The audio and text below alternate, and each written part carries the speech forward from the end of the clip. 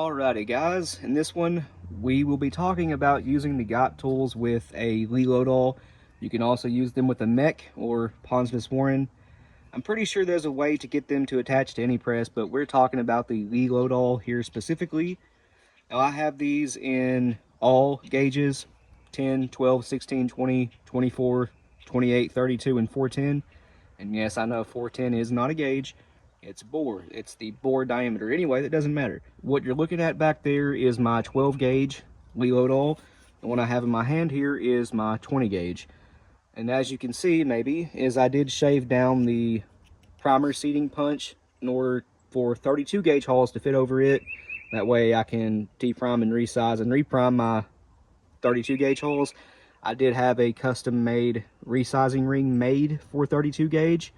And it works just like a Lee resize ring. The only issue was the 20 gauge primer seating punch was just a little bit too fat to go inside of a 32 gauge hole. It fits 28 gauge okay, a little bit tight on 28, but I had to shave it down for 32. Anyway, I just wanted to mention that in case one of you guys was like, hey, why is that so mangled? Well, that's why. We'll set that aside for now. So this shell right here is 12 gauge. Now, if you'll notice, the crimp on it is really well formed. You really can't get any better than that. Notice that very pronounced taper on the edge of it, and that is to aid feeding in pumps and semis. But you'll notice the crimp on it is, well, flawless. That is a really good crimp on that, and the Lee Lodahl does pretty good by itself, but that is just next level. There is not a press on this planet besides the smart presses and things like that, but those can do this right here, but those are dedicated presses for these tools.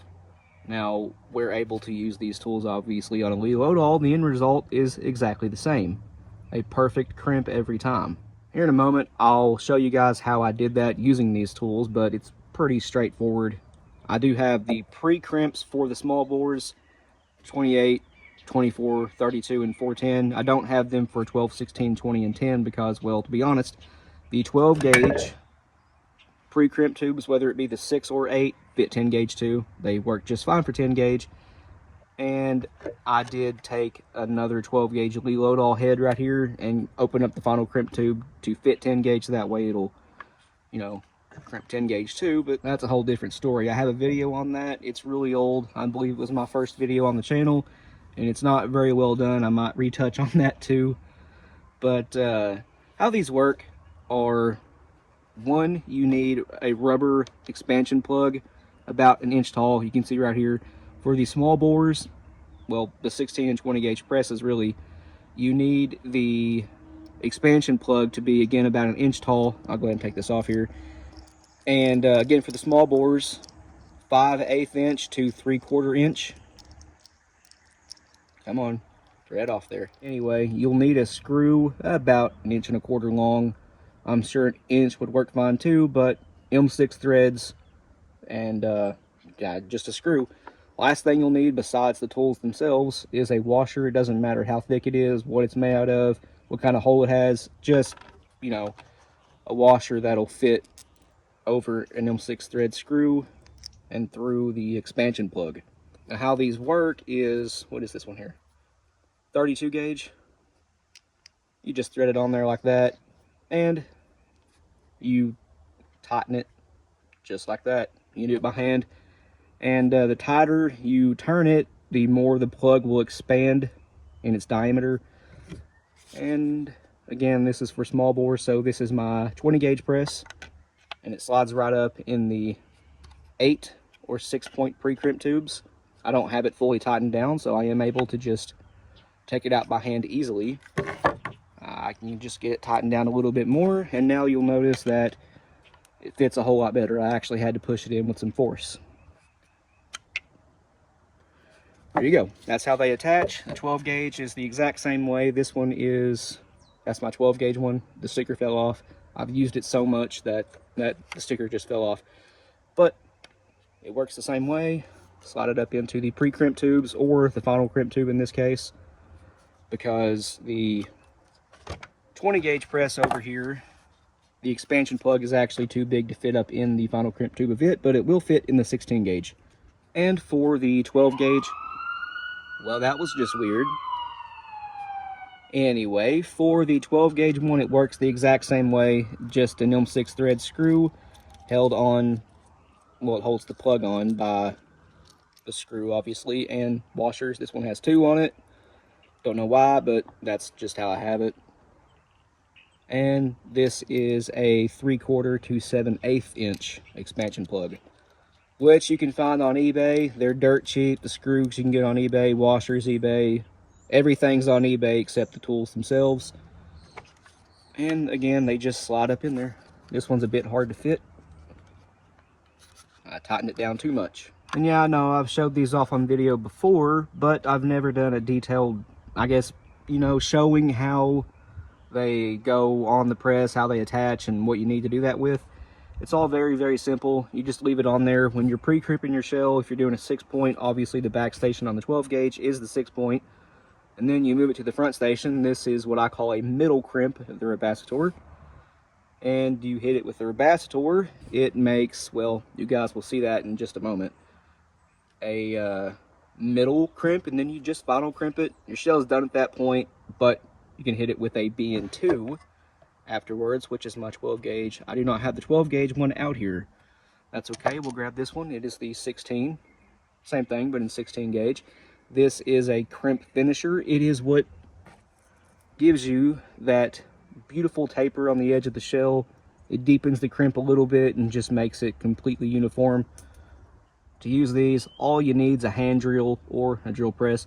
I prefer a hand drill because obviously they take up way less room than a drill press does, even though you can get some pretty small drill presses nowadays, and cheap ones too, but I still like the hand drill better. It's just more convenient for me. These work exactly the same way as a roll crimp tool does. In fact, you can roll crimp with these. It's easier done on a drill press, but if you really wanted to roll crimp with these, you can do it as well. Then I got stuff like this, the OTP in 28 gauge, which is meant for, it's more meant for roll crimping than the BN series is. It does a little bit better job. But that being said, all of them will work. And these come with their own little arbors. So they attach just like that. They screw on. Again, this is M6 threads. If you need multiple BN2s or the OTP or any crimp finishing tool they make, all you need is one arbor. They're universal. They're pretty cheap too. I'll go ahead and throw that back on there. But as you can see, I have an arbor for every single one of them. Again, thanks Martin. I think I mentioned this a second ago, but Gaep also does make 6 and 8 and even 5 and 4-point crimps for just about every gauge. This one is 28 and it is the 6-point. I have the 32 gauge right here, which is also a 6-point. Now normally 32 and 24 gauge, those don't come with fold crimps from the factory. I know Shadat with their own ammo line, they do offer fold crimp 24 and 32 gauge, but outside of that, I've not really seen anyone else do it. But if you want to, the tooling is available to the hand loaders that load those 2 gauges, assemble, whatever. And the reason I like to fold crimp my 24 and 32 is because those hulls are expensive. The 24 gauge hulls in particular are very hard to get. And fold crimps allow for much longer hull life than a roll crimp does. You can reassemble a roll crimped hull and that might be it. You might get 2 rolls out of it and the hull might be done. You gotta trim it down and make it a short shell. Well, with fold crimping, you may get 5, 6, 7, even 8 firings out of that same hull, whereas with the roll crimp, you might only get 2. So with those rare and expensive hulls like that, I try to go with fold crimps when I can. And to the people that have a reload all and you're watching this video, you can get, let's say you're doing, I don't know, 20 gauge. You're doing 20 gauge on a reload all and you're thinking about picking up a mech. Well, if you have the money, by all means, go for it. Even if you do get the mech, I still recommend getting these. But if you want to upgrade your reload all these tools are cheap. The rebacitor is under 30. The BN2s, I think they're around 50. Correct me if I'm wrong, but last I looked, I think I remember seeing them around 50. They're not very expensive. and the expansion plug, screw, and washer, obviously all those are just dirt cheap. So you can seriously upgrade the Lelodol for not a lot of money at all and churn out shells that, you know, look like that. Anyways, guys, I'll take you inside now and actually show you how I use these. It's very, very simple, pretty straightforward. It's just like using the press. You, again, pre-crimp, middle crimp, final crimp, that's it. It just takes a couple extra seconds to use the rebacitor. So all we're gonna do here is pre-crimp this like normal. I'm using the 6-point pre-crimp on the Lee, which is the back station. Don't know what that was behind me, but there is the 6-point pre-crimp. That's really all you need. Now, the rebacitor. Same as the pre-crimp, just pull straight down. Oh, got a little bit out of frame there, but they do get stuck like that. That is normal. The end result, not end result, but the rebacitor does this. You can see once you final crimp that, you're going to have a perfect shell.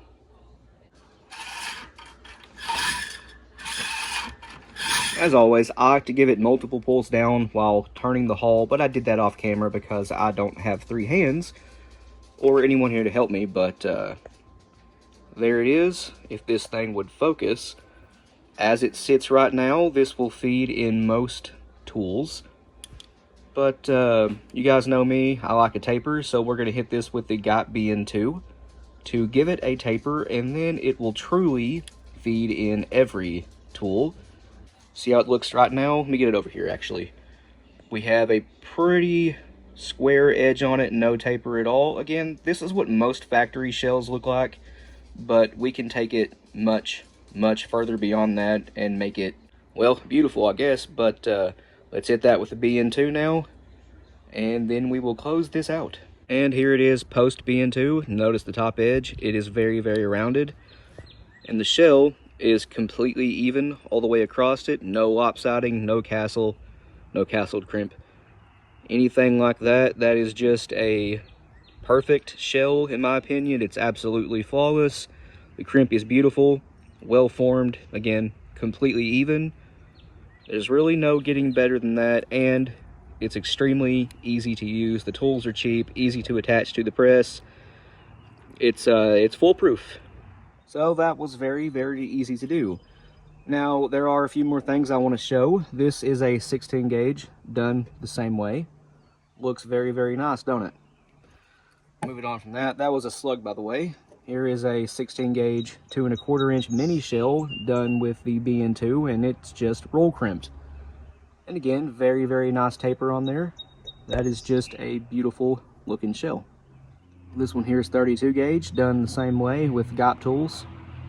Pretty decent crimp on that one. It's not perfect. I think I have it a little bit too tight. Hull was too full, because you can see the bird shot through it. That's okay. It'll still shoot just fine.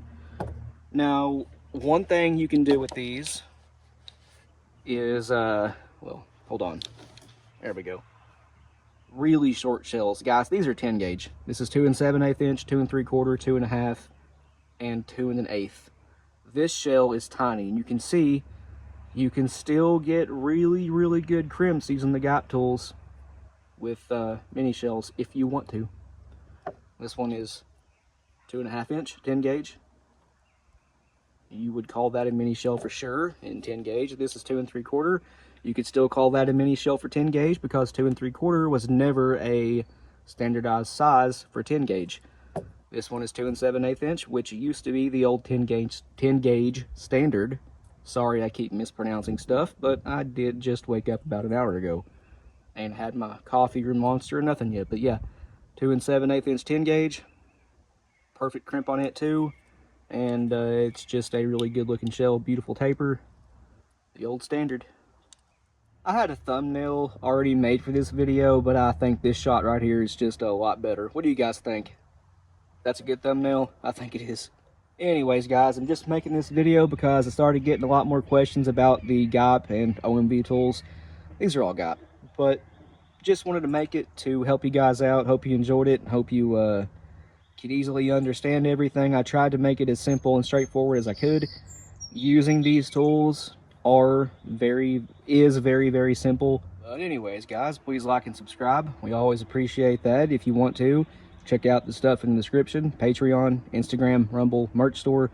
All that stuff really helps us out. But we'll see you in the next one.